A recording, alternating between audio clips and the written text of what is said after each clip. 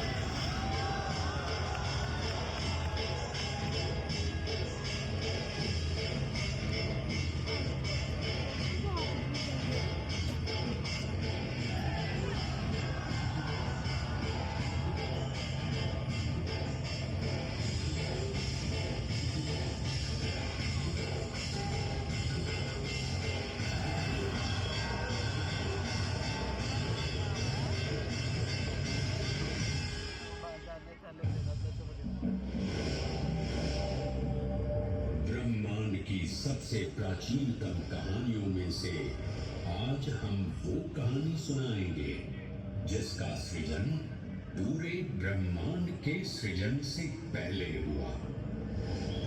तब न देव थे, न असुर, न जीव था, न जंतु, न जल था, न अग्नि, न वायु, न भूमि। समष्टि के शून्य में विराजती एक शक्ति,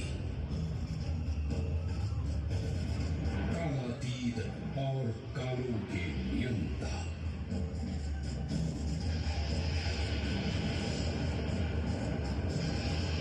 विधाता भी और विध्वंसक भी, अखंड, अचल, अविनाशी। ये कथा है उस महादेव के महाकाल स्वरूप की, जो सृष्टि के सृजन करता और नियंत्रण करता भी है।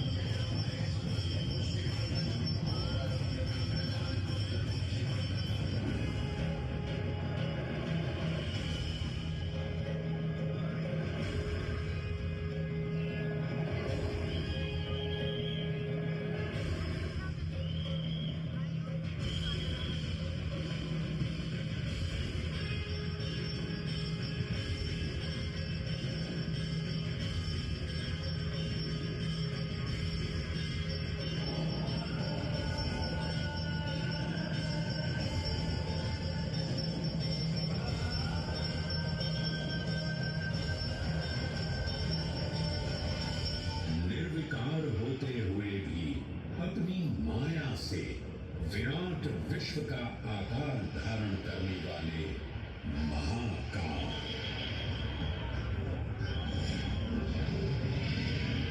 मेरुगिरी को धनुष और भगवान विष्णु को बाण बना दैत्यों के 3 पुरों का नाश करने वाले महाकाल। वो महाकाल जो तीनों लोकों में विद्यमान सभी शिवलिंगों में प्रधान है।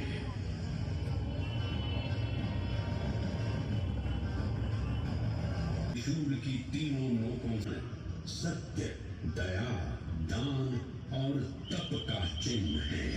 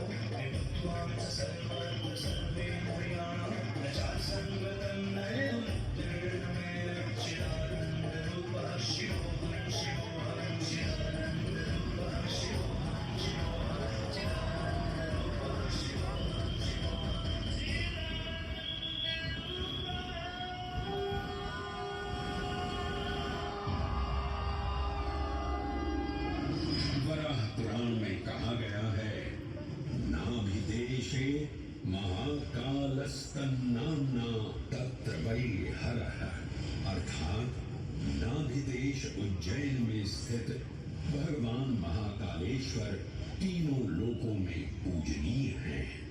आकाशे तारकां लिंगम पाताले आककेश्वरम मृत्युलोके महाकालम सर्वलिंगम नमोस्तुते।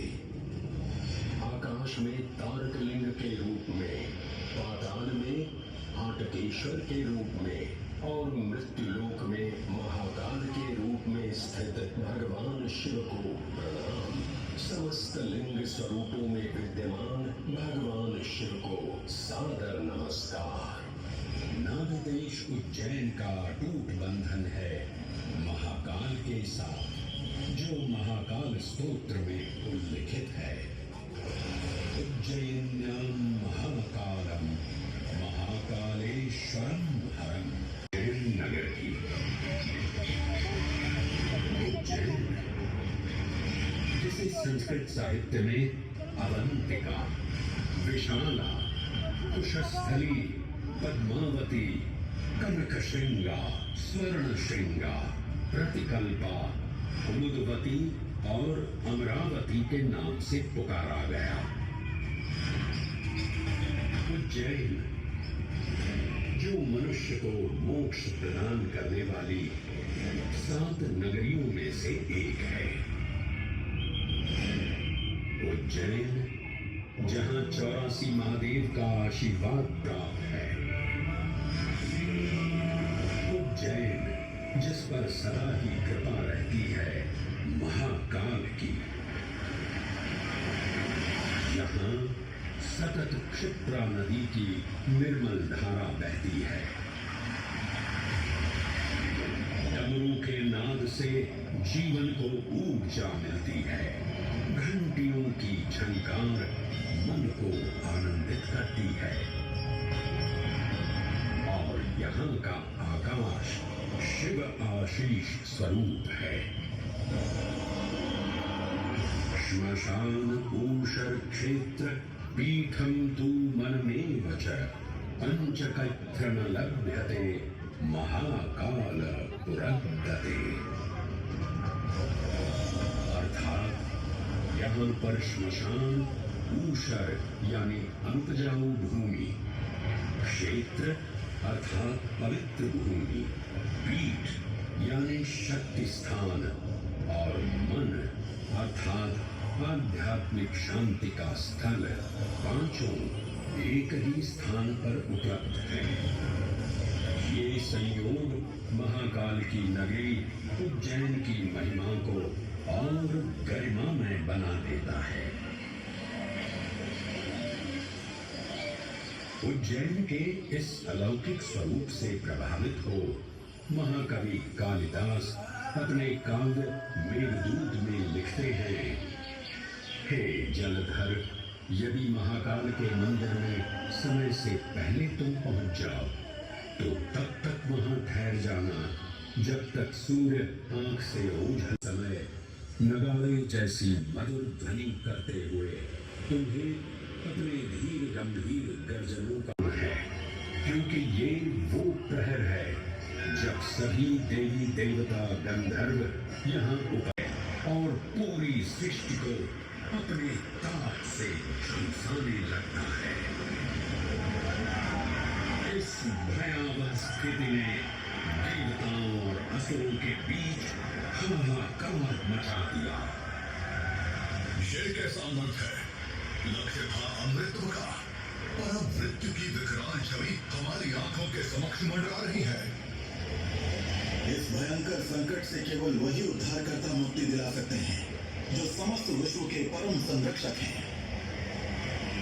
तभी सब महादेव की शरण में जाते हैं और पुकार लगाते हैं, ओम नमो भगवते रुद्राय। और फिर तुष्टा महादेव भक्तों की गुहार सुनते हैं, कैलाश से उतरते हैं, विष को अपनी अंजुलि में भर अपने कंठ में धारण करते हैं।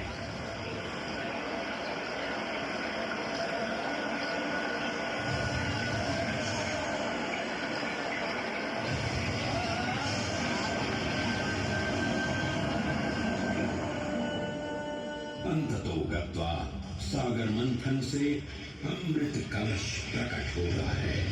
जैसे ही अमृत प्रकट हुआ, दानवों ने इसे केवल अपने आधिपत्य में लेने की आकांक्षा प्रकट की और संघर्ष छिड़ गया। आज यदि हम इस अमृत को प्राप्त कर सकें तो हम देवताओं पर हमेशा के लिए प्रभुत्व स्थापित कर पाएंगे। अमृत अपात्र हाथों में ना जा पाए, क्योंकि ये अपनी शक्ति का असीम दुरुपयोग करेंगे। इस अगस्त मेले का आयोजन होता है। भगवान शिव की लीला देखिए।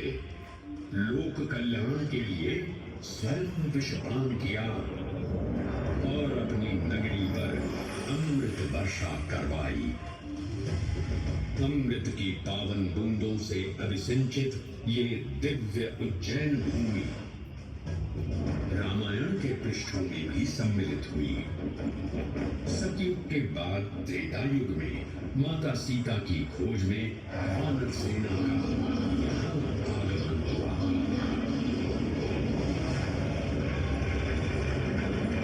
समय की इस यात्रा के माध्यम से अब प्रवेश करते हैं वाल्मीकि रामायण के किष्किंधा कांड में।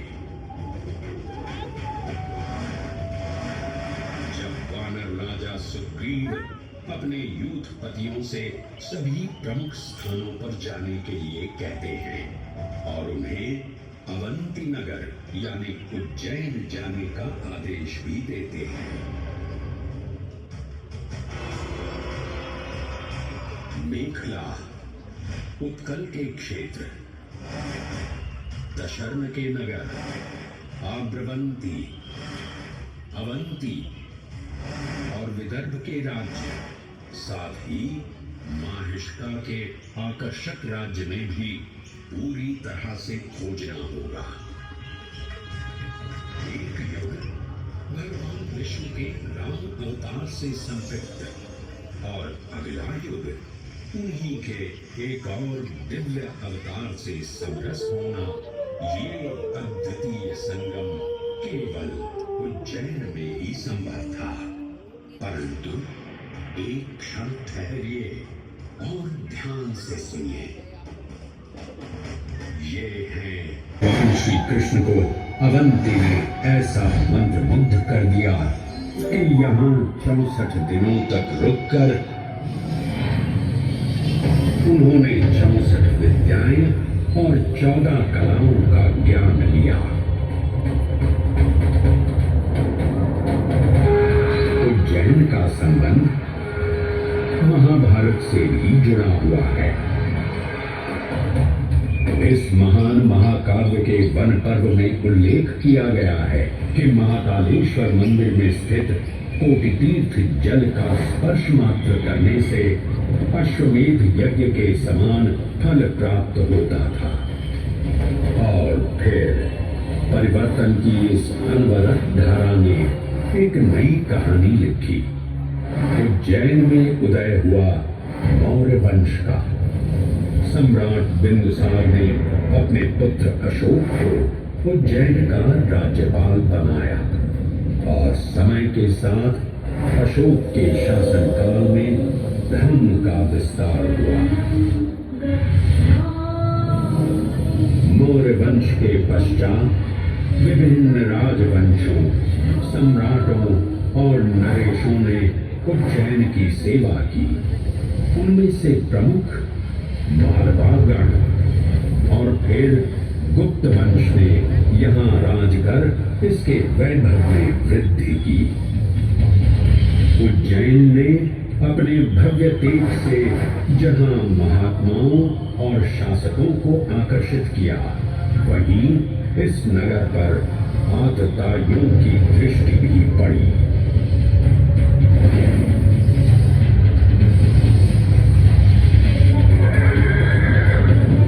शक मध्य एशिया की खानाबदोश जनजाति थी, जिन्होंने उत्तर पश्चिमी और मध्य भारत के कुछ हिस्सों पर आक्रमण कर अपना शासन स्थापित किया।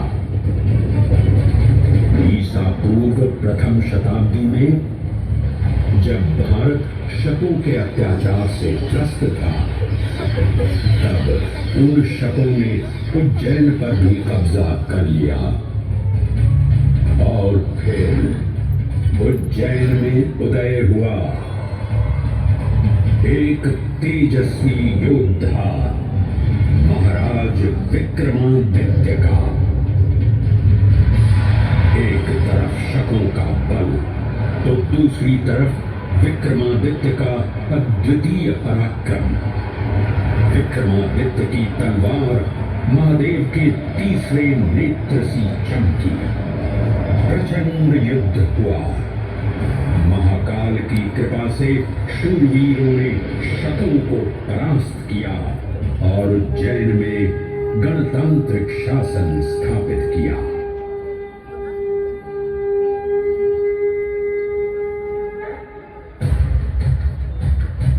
इन्हीं महाबली विक्रमादित्य की राज्यसभा महाकाल मंदिर में ही प्रतिष्ठापित थी। आज भी इस मंदिर की घंटियों में विक्रमादित्य की वीरता और शौर्य की प्रतिध्वनि गुंजायमान होती है। राजा विक्रमादित्य और शकों के मध्य हुए युद्ध में उज्जैन को कालचक्र से अभिन्न रूप से जोड़ दिया, क्योंकि जिस दिन उनको विजय प्राप्त हुई उस गौरवशाली उपलब्धि के सम्मान में एक नवीन पंचांग का शुभारंभ किया गया, विक्रम संवत पंचांग। आज भी कई हिंदू पर्व और धार्मिक अनुष्ठान विक्रम संवत पर आधारित हैं।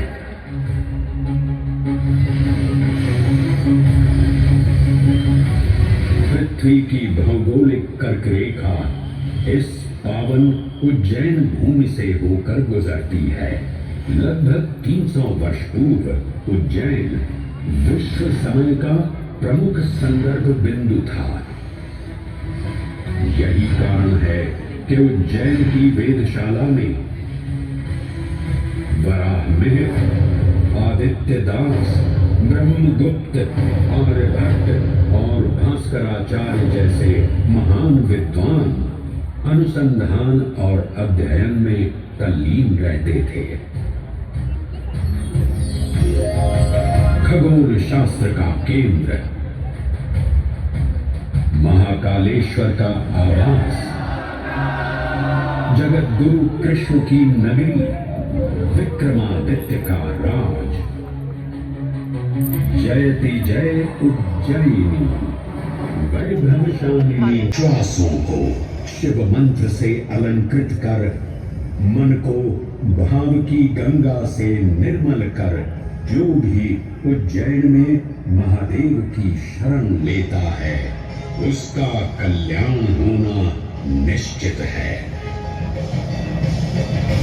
आज सुनी सबने गाथा महाकाल की, दर्शन जिनके दुर्लभ हैं, नमन करे जिन्हें काल भी, चरण में जिनके है बसा।